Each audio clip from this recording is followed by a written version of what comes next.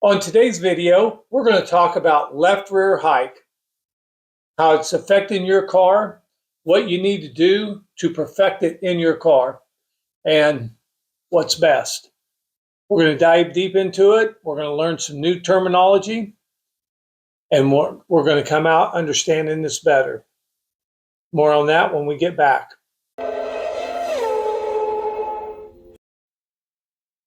Left rear hike. Every car basically on the racetrack has some form of left rear hike. Hike is simply what it is. Sometimes we call it dropout, sometimes we call it hike. The left rear bite and left rear hike, how these are affecting our cars, extended load, how this is affecting bite and hike. So we're taking a new perspective on hike. We're taking a new perspective on bite. So pay attention, guys, because this one is going to affect your cars and your setup. Okay? Before we get started, I'm not going to ask you to subscribe, although I want you to. I want to give you a minute to thank all you people that have built this channel, have encouraged us to continue on with videos that call and that have great things to say. I appreciate you guys. I appreciate you guys taking the time out of your days to do that. It means a lot. It is what keeps us going, because the money or the YouTube or whatever, that's not the part of it. We're growing. We're seeing growth in our customers. We're seeing results on the racetrack from the things that we're doing. We're seeing people that have struggled on the verge of quitting, now on the verge of their highs. So it's been a great year so far. It's been a short one, but since the videos have really been hitting them hard, great things have been happening. If you want to dive deeper into our program, look at our team membership, because it just helps you focus on what's important. You, your race car, and your race team. That's what it's important. So let's get deep into this hike, which is highly motivated by monkey see, monkey do. Okay, it really is. So it's time to stop the process. Hike in a car is very much needed. So before we can understand hike and how it affects the bite in our car, let's back up a little bit, take a little history lesson. Let's understand hike. Let's understand bite, and we're going to start with bite. Bite is what it is. It's left rear wheel heavy. Scale the car out, and the left rear is heavier. We call that bite. So we'll just say it's 100 pounds heavier. We have 100 pounds of bite in our car. Some people say we have 100 pounds of left rear wheel, but no matter what you want to call it, it's drive, it's bite. It's accelerating the car forward from a right hike position to a hike position. And as the car goes from them two positions, that's the effect bite has on the car. So bite has been a major player in our setup. Major player in our setup. It has been a major player in our results on the racetrack, and our decision thinking going forward has been based around bite solely or tremendously. Okay, we've given bite way too much credit for what we're doing. We've given bite way too much consideration for what we're doing, and we need to rethink that some. So let's look at the effects, positive and negative, that bite bring to the car. Okay, positive effect: bite accelerates the car off exit, but it only accelerates the car when the track and the tires allow that to happen. So as the track gets slicker, bite is harder and harder to make happen. So acceleration is a positive. Possibly freeing the car up on entry, or as we call it at BSB, auto turn, auto steer, which in a leaf spring car in that type of environment was a very important part of your setup or or your ability to get the car to turn. We turn the car in the rear and not on the front. Those days are over and long gone. Now we turn on the front tires. We have to turn on the front tires. If we want to be fast, we have to turn on the front tires. And in order to do that, we got to have steering in the car. So bite could excel the car off, positive, and could also auto turn the car. So we're going to call auto turn in today's world a negative. Tight on entry. I've let my car down. I've gotten back into the bite area, and I have become very tight on entry. Off gas, tight on entry, on gas, tight in the center of the corner when I pick up the throttle. These are 3 or 4 negative things about bite.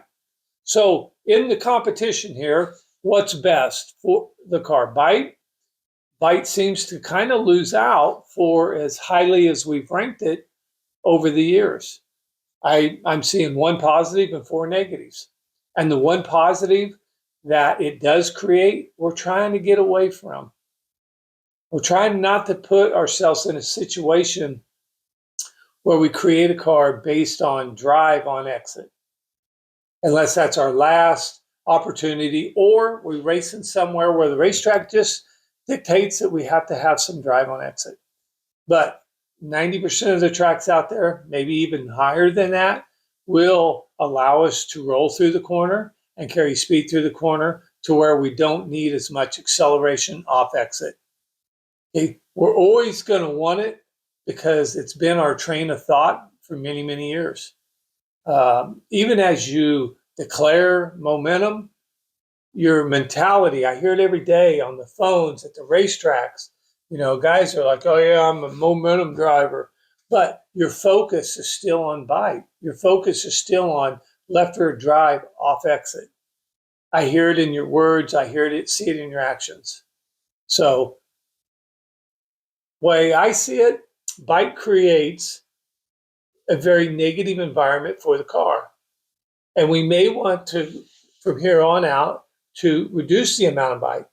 Although I think we're going to have some rear weight in the car, or possibly even some left rear weight in the car to help manage wheel spin and help manage the car forward.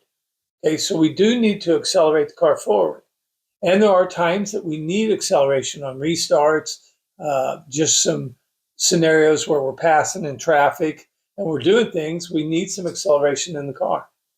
So bite can be, I think, more of a negative. So let's look at some cars with hike in them. So this picture is kind of a standard car that's got standard hike in it. Okay, this is where we've been for, the past 6 years. Until here recently, in the last season and a half of racing, our extended hike has increased. Our standard hike was about 4 inches in a modified. Now, hiking these cars is greater because they are 4-link cars. 3-link cars in metric 4-bar cars are going to have less hike in them. It's just the nature of the car. The suspension is just not going to allow for as much hike. But in a 4-bar car, hike is becoming more and more important. So this is a picture of a more modern day hike, or a car with hike in it. And as you can see by the bottom of the door, the car has gone up. We're now reaching into the 6 inches of drop in hike. So let's understand what happens to the left rear tire as the car gets hiked up higher. So we're going to start the car at about 700 pounds, we'll just say 50 pounds of left rear wheel load. And as the car hikes up, 1 inch, 2 inch, 3 inch, 4 inch, 5 inch, 6 inch, that number gets lighter and lighter. So we've looked at our cars in the past as, when I hike my car, I got more drive. But this is not true. When the car hikes up, we actually have less left rear wheel load. Okay? And that wheel load is, the problem with our bite number is getting it back up to hike. So we have created a little terminology here called the bite zone. And the bite zone is that part of from ride height to hike that is accelerating the car forward, that has enough load number, enough left rear wheel number to push the car forward. And from depending on the amount of bite, if you're on 40 pounds of bite, you're going to run out of that bite pretty quickly.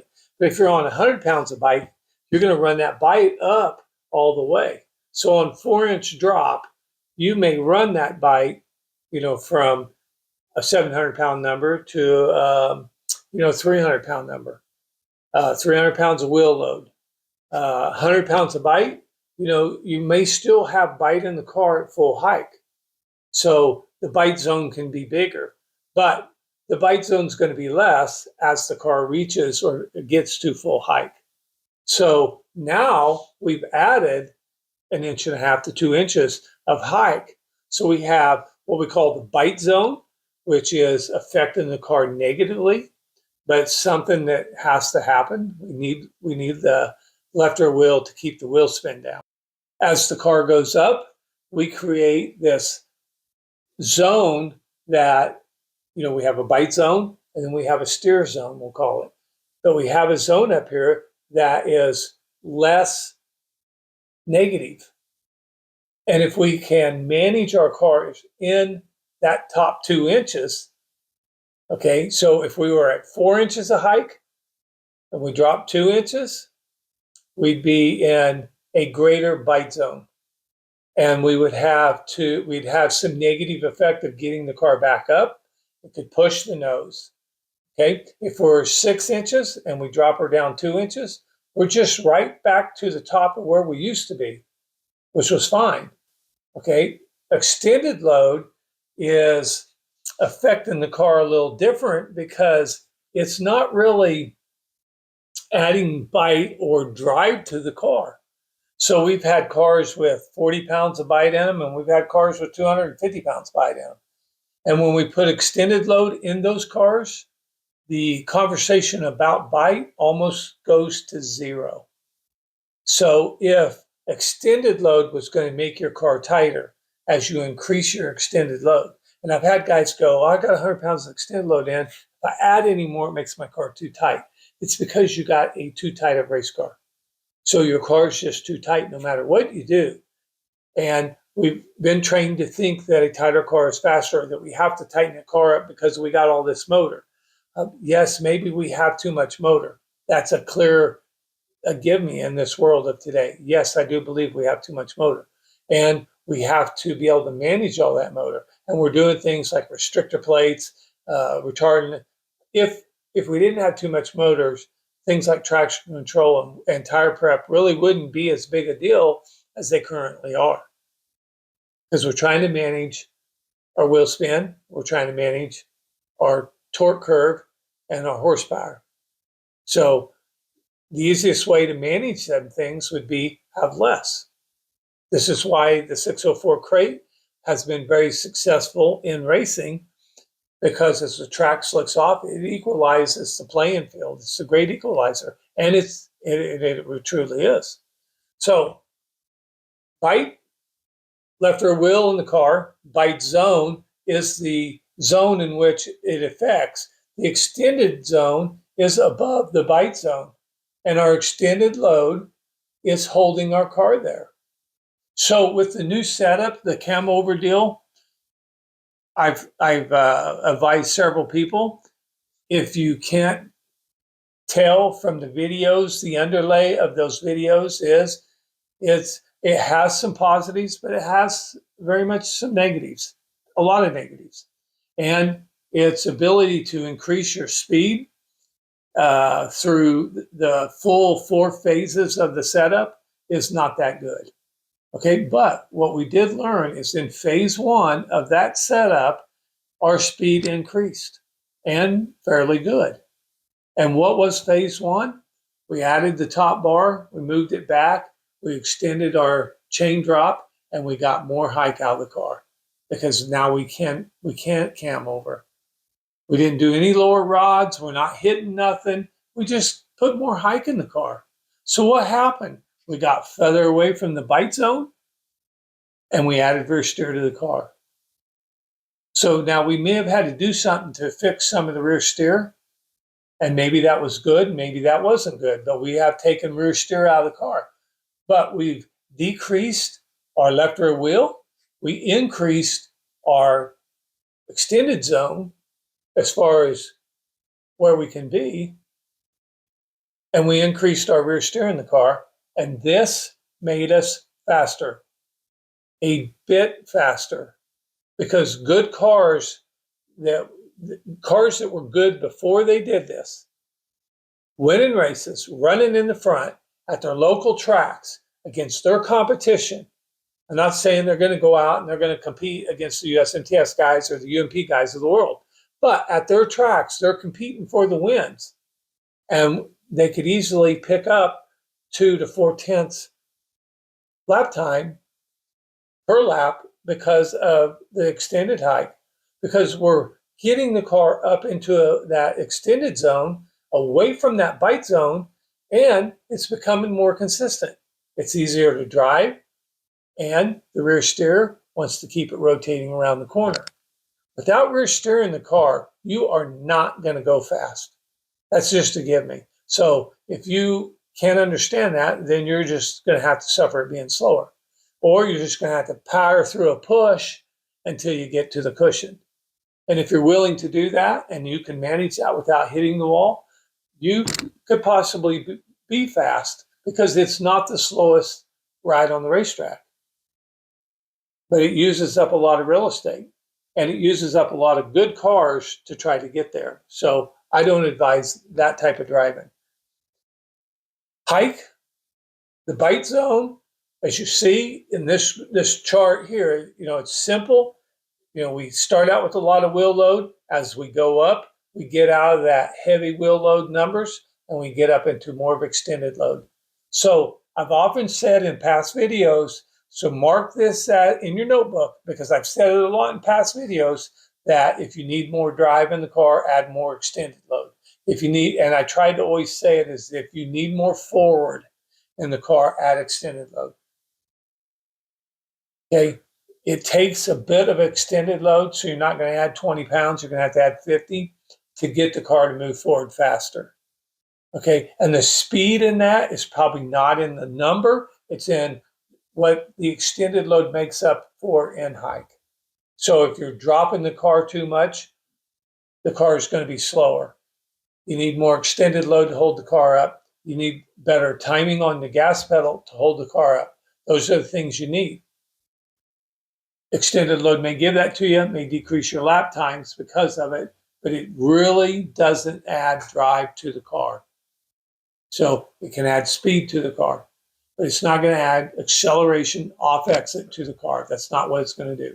So I've said that a lot. I want to clarify that our new stance on it is extended load's great, hike is great, rear steer is great, and these things bring on consistency to your race car, and this is great.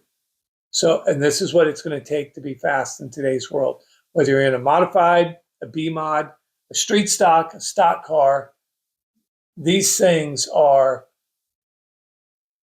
things you're going to have to do to be fast. Okay, hike is a good thing. Extended load is a good thing. Bite zone and bite is the negative part of the bite zone. That's the negative part of hike.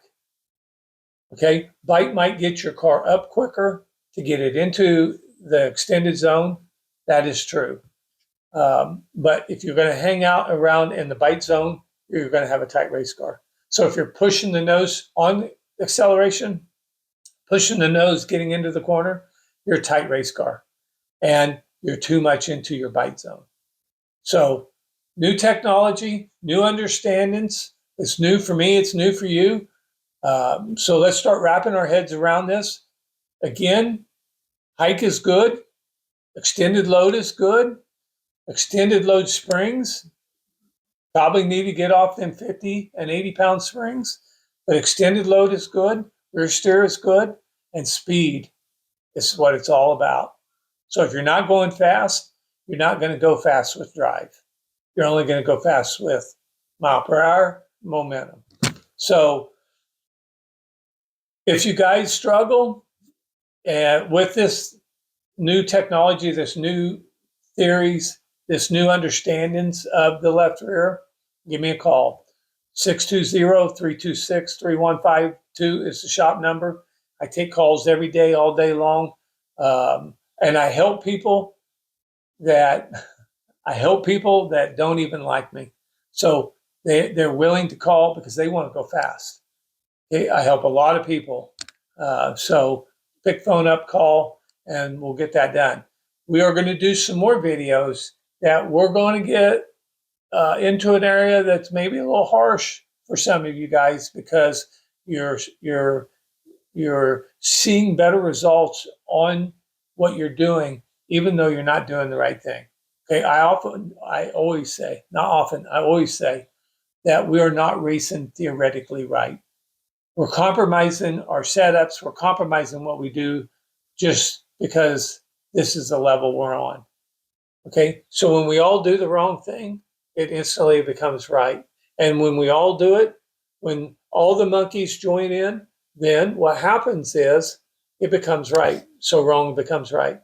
It only takes a small percentage of people to move the wheel or the lever or the pointer to that process, the popularity process. So we look at other cars and we say, well, he's down on the nose. I'm going to be down on the nose. He's on a soft spring setup. Okay. So future videos are going to dive deeper into a soft spring setup. Hike is driving the nose into the ground. So there's a problem there. It's creating problems that have to be fixed in order to go fast. Banging the racetrack is not the fastest way around the racetrack. So look for these videos. They're coming out. We're racing. We're helping a lot more people. We're busy at the shop than we've ever been. So it's taken me a little more time to get videos done, between shooting them and editing. So I'm doing them. It's slow. Be patient and let's grow. So remember, in order to be good, you must be fast. This is a sport about speed. And speed is not, this isn't a sport, this is not a sport about acceleration. We are not drag racing. We are carrying speed through the corner. And whoever's the fastest car through the corner is going to be the man that wins, man or woman. Okay? We're helping some girls that are doing phenomenal things. I'm very proud of the women in this sport. Very proud of you guys. I'm proud of the young kids. I'm very proud of some of the people that race in this sport because of the disadvantages they may have in the eye of the sport. They don't see as a disadvantage. They just go out there and they get it done. So good for you. Keep it up. So remember, go fast, go left. God bless you, and we'll see you the next time.